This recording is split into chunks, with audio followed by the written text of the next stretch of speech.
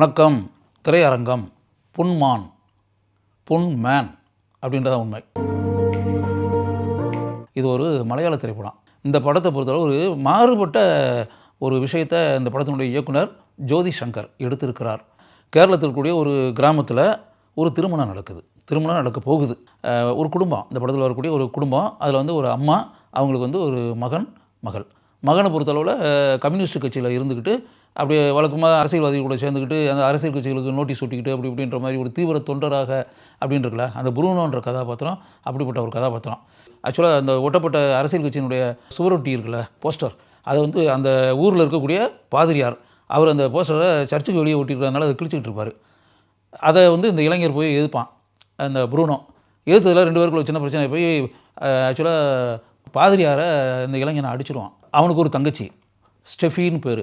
அந்த ஸ்டெஃபிக்கு இப்போ திருமணம் நடக்க போகுது. மரியானோ ஒரு கரடு முரடான ஒரு ஆள். அந்த ஆளுக்கு கல்யாணம் பண்ணி வைக்கிறதுன்னு முடிவு பண்ணிட்டாங்க. அவங்க வந்து 25 பவுன் டவுரி கேட்டிருக்காங்க. இவங்க வந்து ஒரு ஏழை குடும்பம், வசதியான குடும்பம்லாம் ஒன்றும் கிடையாது. இவங்க அந்த 25 பவுன் கொடுக்குறது அப்படின்றதெல்லாம் சாதாரண விஷயம் கிடையாது. 25 பவுனுக்கு என்ன செய்கிறது அப்படின்னு வரும்போது, இந்த புரூனோ பக்கத்து ஊருக்கு வந்து தன்னுடைய நண்பர்கள்ட்டெல்லாம் சொல்லி அப்படின்னு வரும்போது, அதில் ஒரு நண்பன் வந்து அது என்னன்றதை நான் ஏற்பாடு பண்ணுறேன் நான். அப்போ தான் இப்படி ஒரு மேட்டர் இருக்குன்றதே தெரியுது. என்ன அப்படின்னா, இப்போ திருமணம் செய்கிறதுக்கு டவுரி கேட்டு அப்படின்றது வருது இல்லையா, அந்த இதை வந்து ஒரு இடத்துல ஏற்பாடாகி 25 பவுன் நாங்கள் கொண்டு வந்து தர்றோம்னு சொல்லிடுறாங்க. நான் வந்து அந்த கல்யாணம் நடக்கிற இடத்துக்கு கொண்டு வந்துடுறேன் அப்படின்னு சொல்லி, இப்படி ஒரு மேட்டரா? அது என்ன அப்படின்னா, அதுதான் இந்த படத்தினுடைய டைட்டில், பொன் மேன்றது. தான் என்ன அப்படின்னா, இந்த 25 பவுன் நகையை ஒரு நகைக்கடை இதுக்குன்னு இருக்குன்னு வச்சுக்கோங்களேன், நகைக்கடையிலேருந்து வாங்கிட்டு வந்து கொடுக்கக்கூடிய கதாபாத்திரத்தில், அதான் பிபி அஜேஷ் அப்படின்ற கதாபாத்திரத்தில் நடிச்சிருக்கிறது பேசில் ஜோசப். அருமையான நடிகரான பேசில் ஜோசப். அது என்னென்னா, இந்த இவங்க எவ்வளோ டவுரி கொடுக்குறேன்னு சொல்லியிருக்காங்களோ அந்த டவுரிக்குரிய அந்த நகையெல்லாம் அந்த நகைக்கடையிலேருந்து கொண்டு வந்து கொடுத்துருவாங்க. அந்த நடுவில் வரக்கூடிய புரோக்கர், வாங்கிட்டு வரக்கூடிய புரோக்கர், அவருக்கு வந்து அதில் வந்து ஒரு குறிப்பிட்ட பணம் கிடைக்கும் அப்படின்றது ஒன்று வச்சுக்கோங்க. இந்த 25 பவுன் நகையை கொடுத்த பிறகு இப்போ இது வருது இல்லையா, அந்த கல்யாண இதில் வந்து மொய் இப்படின்ற அந்த விஷயங்கள் இருக்குல்ல, அதெல்லாம் வந்துச்சுன்னா இந்த 25 பவுன் நகைக்குள்ள பணத்தை அந்த நகை கடையிலேருந்து வந்திருக்கக்கூடிய இளைஞர் வந்து அந்த பணத்தை எடுத்துக்கிடுவார். இதுதான் கணக்கு. இந்த திருமணம் நடக்க போகுது.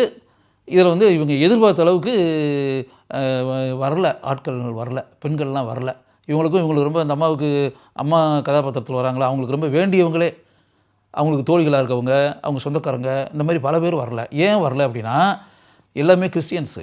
இந்த ஆரம்பத்தில் பாதிரியார் அடிச்சுன்ற ஒரு இருக்குல்ல, அப்போ பாதிரியார் அடிச்சுன்னும் போது அந்த சபைன்னு ஒன்று இருக்குல்ல, அவங்க இதில் வந்து ஒரு சபை இருக்குல்ல, அவங்க சொல்லி பாதிரியாரே அடித்த ஒருத்தனுடைய தங்கச்சி கல்யாணத்துக்கு நம்ம போகணுமா அப்படின்ற மாதிரி ஒரு விஷயம் இருக்கு இல்லையா, அதனால் எல்லாமே பாய்காட் பண்ணிடுறாங்க. இப்போ கல்யாணம் நடக்க போகுது, இன்னும் நகை வந்து சேரலை. அப்படி இருக்கக்கூடிய ஒரு நிலையில் வந்து அப்படியே இருசக்கர வாகனத்தில் ஒரு நகைகள் கொண்ட ஒரு பையோடு வந்து பேசில் ஜோசப் அங்கே வர்றாப்புல. வந்து 25 பவுன் நகையை கொடுத்துட்றான். கல்யாணம் நடந்துருது. கல்யாணம் நடந்த பிறகு அந்த மொய் பணம் அப்படின்ற அந்த விஷயம்லாம் இருக்கு இல்லையா, அதெல்லாம் இருந்து அப்புறம் இவங்க கையில் இருந்த ரூபா எல்லாத்தையும் கணக்கு போட்டு அப்படி இப்படின்னு வரும்போது 13 பவுனுக்குள்ளே பணம் தான் வந்திருக்கு. இன்னும் 12 பவுனுக்குள்ளே வந்து பணம் வரலை. ஆட்கள் வராதனால அந்த அமௌண்ட்டு வரல. இப்போ இந்த கல்யாணம் நடந்தாச்சு, தாலியெல்லாம் கட்டியாச்சு, மாப்பிள்ளை வீட்டுக்காரங்களுக்கு நகையெல்லாம் இது பண்ணியாச்சு, உடம்பெல்லாம் நகையை போட்டாச்சு. இனி அவங்களுக்கு சொந்தமானது அது 12 பவுன் இருக்குல்ல, அதுக்கு இப்போ என்ன செய்கிறது? முரட்டுத்தனமான ஒரு கணவன். அவன் வந்து எப்படின்னா, வளர்க்கக்கூடிய ஒரு நிறுவனத்தில் அவன் வந்து ஒரு பொறுப்பாளன், காவலாளி, முரட்டுத்தனமான ஒரு ஆள். எந்த விதத்துலையுமே இந்த இளம் பெண் இருக்கால, இவளுக்கு பொருத்தமான ஒரு கணவனே அந்த ஆள் கிடையாது. அப்படிப்பட்ட ஒரு ராஜேஷனுக்கு கல்யாணம் பண்ணி கொடுத்துருக்காங்க. இப்போ நகை கடைக்காரன்ட்டு வந்து இது வருது இல்லையா, அவன் ஒரு இடத்துல வந்து பேசில் ஜோசப்பே அடிச்சிடறான். என்னடா ஆச்சு, ஃபோன் பண்ணா நீ எடுக்க மாட்டேங்கிற அப்படி இப்படின்னு. அவன் இங்கே இருக்கக்கூடிய விஷயத்தை சொல்லுவான். ஒரு ஸ்டேஜில் வந்து இந்த அம்மா பொண்ணு இவங்க 2 பேருக்குமே தெரியும் இவனுடைய நிலை, அப்படி அந்த இளைஞனுடைய நிலை இருக்குல்ல, பேசில் ஜோசப்பனுடைய, அவங்க அம்மா வந்து கூலி வேலை பார்த்துக்கிட்டு, அவனுடைய சகோதரி வந்து கூலி வேலை பார்த்துக்கிட்டு, அவன் ஒரு ஏழை.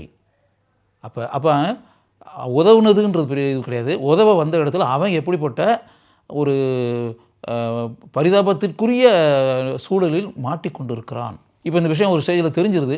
தெரிஞ்ச பிறகு இவங்க இந்த நகையை வாங்கினவங்க திருப்பி கொடுப்பாங்களா? அவங்கள பொறுத்தவரை எப்படின்னா, இந்த நகையை வாங்கிட்டு வந்து அவங்களுக்கு பல பேருக்கு கொடுக்க வேண்டியது இருக்குது. இதேமாரி ஏற்கனவே வாங்கியிருக்காங்க, அதெல்லாம் கொடுக்கணும்.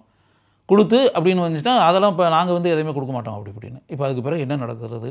இப்போ டவுரியாக அந்த 25 பவுன் இருக்கு இல்லையா, அதுக்கு சொந்தக்காரனாக ஆன அந்த ராட்சசத்தனமான கணவன் அவனுடைய நடவடிக்கை அதற்கு பிறகு என்ன, அவன் என்ன செய்கிறான் அப்படின்னு இதான் அவுட்லைனை. இந்த அவுட்லைனை வச்சுக்கிட்டு நூல் பிடிச்சது மாதிரி பியூட்டிஃபுல் ஸ்க்ரீன் பிளே, அருமையான திரைக்கதை, பிகினிங்லேருந்து கிளைமேக்ஸ் வர ஒரு நிமிஷம் போர் அடிக்காத அளவிற்கு, இன்னும் சொல்லப்போனால் பல இடங்களில் நாம் கைதட்டி ரசிக்கக்கூடிய அளவிற்கு பியூட்டிஃபுல் கேரக்டர்ஸ். இந்த படத்தில் வரக்கூடிய மினிமம் கேரக்டர்ஸ் தான் சொல்ல போனீங்கன்னா ஒரு 5 கதாபாத்திரங்களை வைத்து இவ்வளவு அருமையாக ஒரு திரைப்படத்தை இயக்க முடியுமா?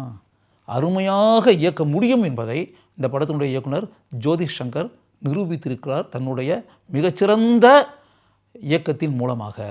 இறுதியில் என்ன நடக்கிறது, ஒரு மிகச்சிறந்த திரைக்கதை அமைப்பது எப்படி அப்படின்றதுக்கு சரியான உதாரணம் இந்த திரைப்படம். அதனால தான் இந்த படத்துக்கு ஆக்சுவலாக படத்தினுடைய டைட்டில் அப்படின்னு இருக்குல்ல, பொன் மான் அப்படின்னு, பொன் மேன். ஏன்னா பொன் தங்கம், தங்கத்தை கொண்டு வரக்கூடிய மேன் மனிதன் அப்படின்னு ஒன்று. ரெண்டாவது தங்கமான மனுஷங்க அப்படின்னு நம்ம பேசுவோம்ல, அவன் தங்கமான ஆளுங்க அப்படின்னும்ல, பொன் மேன்.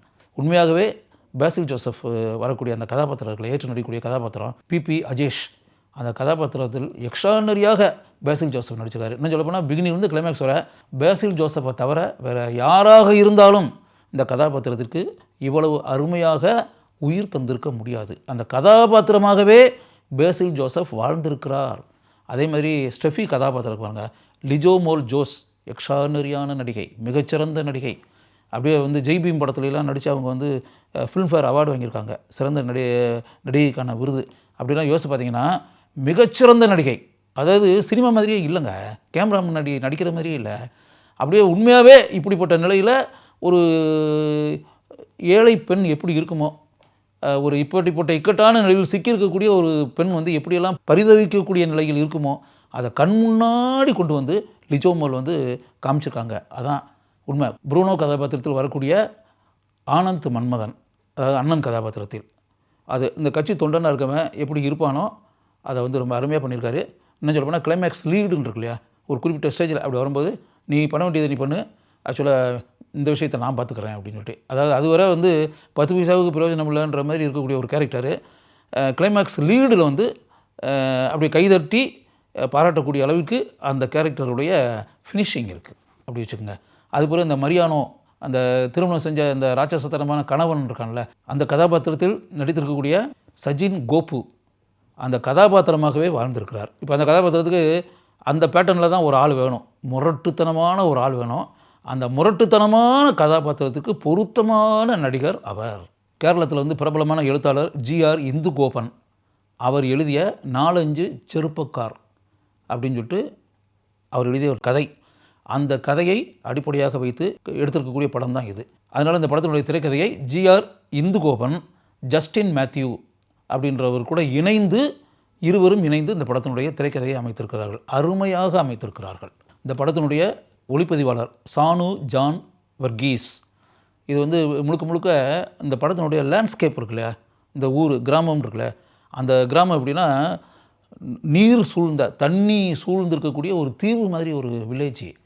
அந்த வில்லேஜில் தான் அந்த படப்பிடிப்பு நடந்திருக்காங்க. அதனால் இதில் இந்த கேமராமேனுடைய பங்குன்னு இருக்குல்ல, அதில் மிகப்பெரிய பங்கு. கிட்டத்தட்ட அந்த லேண்ட்ஸ்கேப்பவே நம்ம கண் முன்னாடி கொண்டு நிறுத்தணும். ஒரு சின்ன கிராமம், அந்த கிராமத்தில் நடக்கிறது தான். அதனால் அந்த கேமராமேன் கண் முன்னாடி அந்த கிராமத்தையும் கிராமத்தில் இருக்கக்கூடிய இந்த குடும்பத்தையும் கொண்டு நிறுத்தி இருக்கிறார். ஜஸ்டின் வர்கீஸ் அவர் தான் இந்த படத்தினுடைய இசையமைப்பாளர். இந்த கதை ஓட்டத்திற்கு எந்த அளவிற்கு இசை இருக்க வேண்டுமோ அந்த அளவிற்கு தன்னுடைய பங்கை அருமையாக அவர் செய்திருக்கிறார். அந்த உச்சக்கட்ட காட்சின்னு இருக்குல்ல, அது படம் பார்க்குறவங்க யாருமே நினச்சி பார்க்க முடியாத அளவிற்கு மிகப்பெரிய டர்னிங் பாயிண்ட் அப்படின்னு சொல்லலாம், திருப்பு முனை அப்படிங்களா, எக்ஸ்ட்ரானரியான கிளைமேக்ஸ் அப்படின்னு. இப்போ அந்த எக்ஸ்ட்ரானரி கிளைமேக்ஸ் என்னன்றதை இப்போ நான் சொல்லலை. நீங்கள் பொன்மான் என்ற பொன்மேன் திரைப்படத்தை திரையரங்கில் போய் பாருங்கள். பார்த்தீங்கன்னா அப்படியே படம் முடிஞ்சு வெளியே வரும்போது கைதட்டி பாராட்டி விட்டு சிரித்த முகத்துடன் திரையரங்கிலிருந்து நீங்கள் வெளியே வருவீங்க. அதை மட்டும் என்னால் கூற முடியும். அந்த அளவிற்கு மிக சிறப்பான அம்சங்களை கொண்ட திரைப்படம் பொன்மான் என்ற பொன்மேன். அவசியம் ஒரு முறை பாருங்கள். படத்தினுடைய இயக்குனர் ஜோதி சங்கரை பாராட்டுவீர்கள். படத்தில் நடித்திருக்கக்கூடிய பேசில் ஜோசஃபையும் லிஜோ மோல் ஜோஸையும் மனம் திறந்து கட்டாயம் பாராட்டுவீர்கள் என்று எனக்கு தெரியும்.